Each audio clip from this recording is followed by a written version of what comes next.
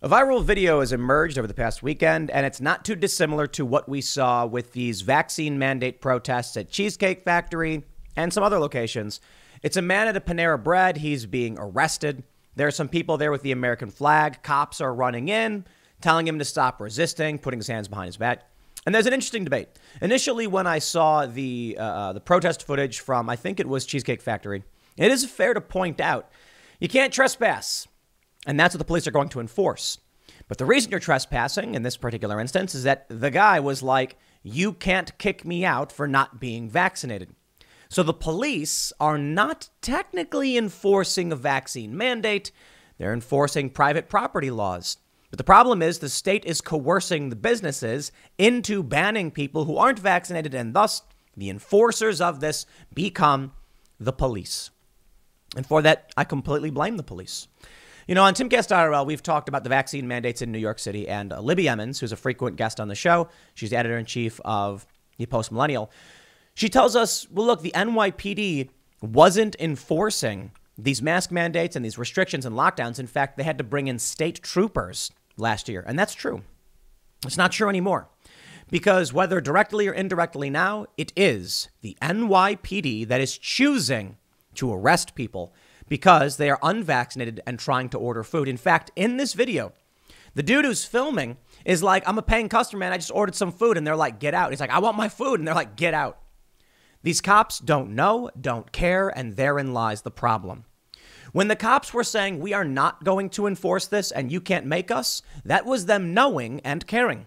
When they're now saying, I don't know and I don't care, then you get the banality of evil. The fact that police are just doing their jobs and it's become commonplace. The story from timcast.com, man arrested at Panera Bread in Brooklyn for attempting to eat without a vaccine passport.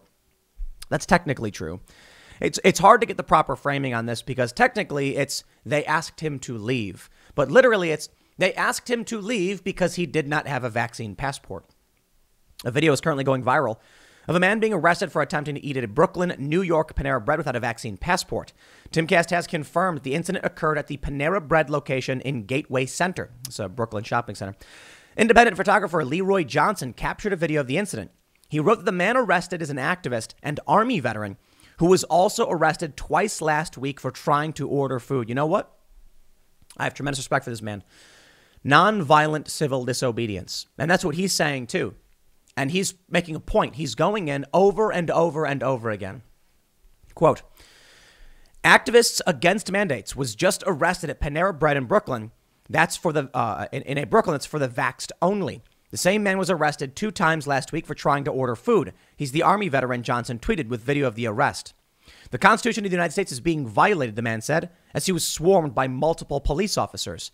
Timcast spoke to a manager at the cafe who refused to comment on the incident. Quote, nope, sorry, honey, nope, no comment, no thank you, the manager said before hanging up the phone, which is technically a comment. I love how that works out. Bill de Blasio has implemented a key to the city vaccine passport program for indoor dining, fitness, and entertainment. The mandate applies to everyone over the age of 5 and now requires 2 vaccine doses for New Yorkers over age 12. Quote, New York City will not give a single inch in the fight against COVID-19. Vaccination is the only way out of this pandemic. And there are bold first-in-the-nation measures to encourage New Yorkers to keep themselves and their communities safe, said Bill de Blasio in a statement earlier this month. From workplace mandates to $100 incentives to mobile and at-home vaccination offerings, no place in the nation has done more to end the COVID era. And if you have not taken this step yet, there's no better day than today to stand up for your city. And I absolutely despise, I hate Bill de Blasio. Isn't it? I don't like to say that, I don't like to hate. But there's your news. Now let's talk about, what's going on with this. Well, New York broke a record for COVID cases. Well, they say that it's not the record for hospitalizations, though, but they have a record-breaking COVID cases over the past a couple of days. And so they come and they tell us that the vaccine is working. And I think there's a few important things to say about that. Does the vaccine reduce hospitalization? Actually, the data would suggest that's the case. But what they're trying to say is that in order to stop the spread of the virus, the vaccine will work. Well, I can tell you this. Based on the official mainstream news reporting that is coming out, it does not seem to be the case, at the very least, on the surface. I can't speak to the science, and I really hate to. But if New York has more cases now, if they're breaking records, and we have more COVID deaths this year, this transmission is not being stopped. You tell me why. I don't know. But there's an impossibility. How do you reconcile these 2 points? So you know what? I'll say this. I won't make a judgment call on the vaccines. I actually think reduced hospitalizations is actually being reported along. It's the same data set I'm citing right now. Okay, fine. I'll say for sure. But I'll say a couple things. If cases are up, if COVID deaths are up this year over last year, and the vaccine's been out all year, you decide. I have no idea. I'm not going to pretend to be the scientist. I'm going to tell you right there, those two issues reported in the news, you can't reconcile. At least I can't. So, as I always say, go and talk to a trusted medical professional. And the reason I say trusted is you got to make sure you're doing your due diligence on who's talking to you about all this stuff. But I'll point out, too, this guy who got arrested, activist against mandates. I don't know if they said his name in this. He's an Army veteran, but it looks to be the exact same guy. That's what they said with this story from Fox News. Cheesecake Factory in New York City is site of vaccine mandate protest. 6 arrested. Similar incidents have occurred elsewhere involving opponents of vaccines. You know what? I respect the nonviolent civil disobedience because Bill de Blasio is saying over and over again, he is going to jam his boot up your butt. He's going to keep doing it, and he loves it, and he gloats in it. And you know who I blame? You know who I blame for all of this? The police, the NYPD. It's your fault, each and every one of you, because you are willing to either do this job of enforcing this, or you're willing to sit back and watch it happen with a smile on your face. Oh, I know. There's probably a lot of NYPD who don't have a smile on their face about it, who don't know what to do. But I am sick and tired of the pathetic, spineless, whiny argument when people are like, you gotta understand there's a lot of people that they can't do anything. It's like, they're stuck in this position. And I'm like, dude, if you come to me, if the feds knock on my door and they say, Mr. Paul, unless you start producing propaganda and do as we say, we're going to make your life a living hell. I'd be like, have at it, buddy. I don't care. I'm not playing that game. So I understand life is hard. Look, I worked for a news company that wanted me to produce trash, woke garbage. I said, no, break my contract. I would rather be unemployed. And I guess, fine, people are like, Tim, you're single, you don't have kids or whatever. Dude, all I can tell you is, if that's where you're at, if you're a police officer in New York City and you've got a family, let me just tell you, okay? At least your kid will have food on his plate before he spends the rest of his life in the gulag. And I'd say the gulag, it's meant to be a bit silly and facetious. But you're going to sit back and be a part of this, then I look forward to I really want to see the look on your face when your kid is the one being renditioned by the state, because that's what you're supporting. Let me show you this transcript from NYC.gov. Smirkonish says, so Smirkonish is CNN. He's talking to Bill de Blasio. He says, I feel it here in New York City, by the way. I'm from Philadelphia, so it's not like I live in a rural area, but I feel it in every block that I walk in New York City. But if I were in the middle part of the country with you, I don't think we'd see masks. Fact check. You would not. I don't know. I don't live in the middle part of the country. I'm like an hour from D.C. No masks, no mandates. We went out to a nice restaurant last night. We went to the casino because it's a great little spot to hang out. Everyone had a good time. And we're up, by the way. It means we made money at the casino. And no masks, no mandates. Everybody's fine. No COVID outbreaks. Everybody's just doing their thing, eating food and living life like normal. Same is true in Florida, who has like the lowest case rate.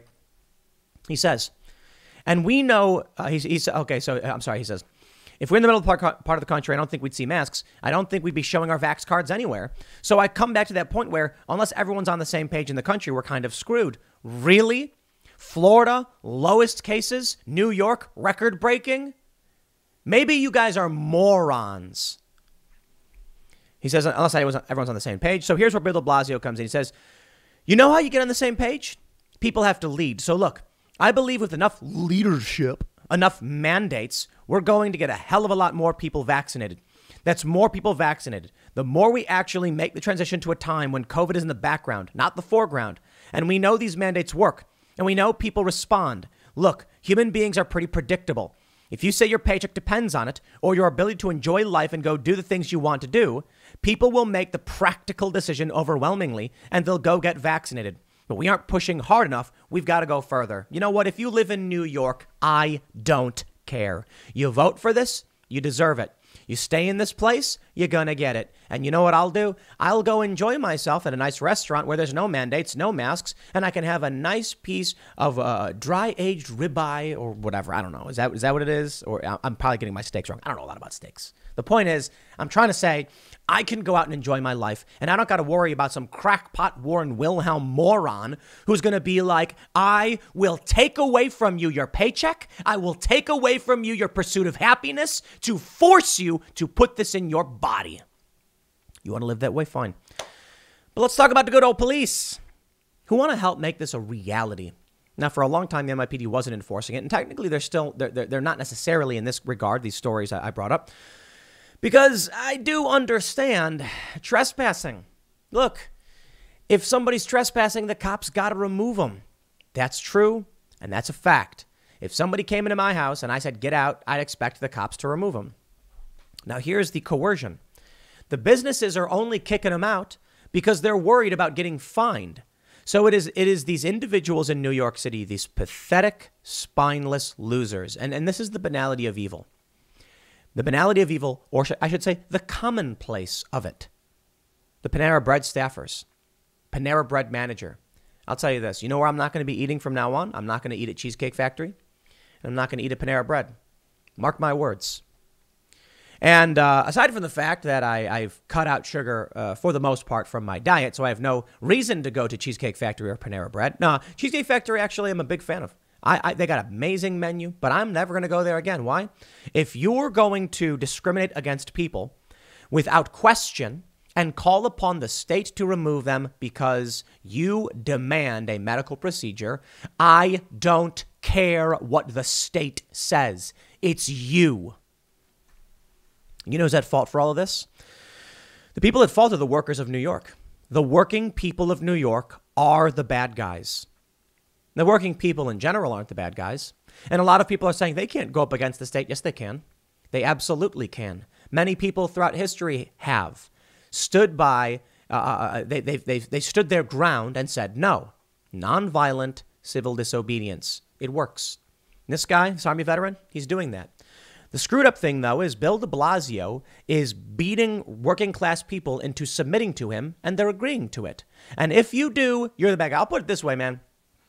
If someone comes to you and threatens you and says, if you don't do what I say, I'm going to hurt you or whatever, and then you come to my house, let's say there's a guy and he's like, hey, go break into Tim Pool's house. You think I'm going to be like, I can't blame the guy breaking into my house. He was forced to do it. No, thank you. The guy tries to break in my house. I will defend myself from him. I don't care what your reason is. Your life does not give you the right to crush the pursuit of happiness, the liberties of others.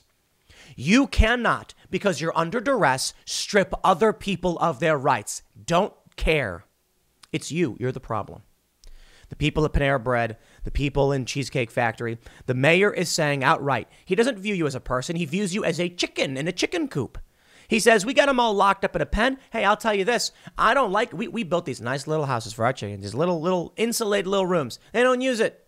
And they're going to get a little frostbite on the little doodles. I don't want that to happen. Well, you know what I do? I go in there and I put up obstacles.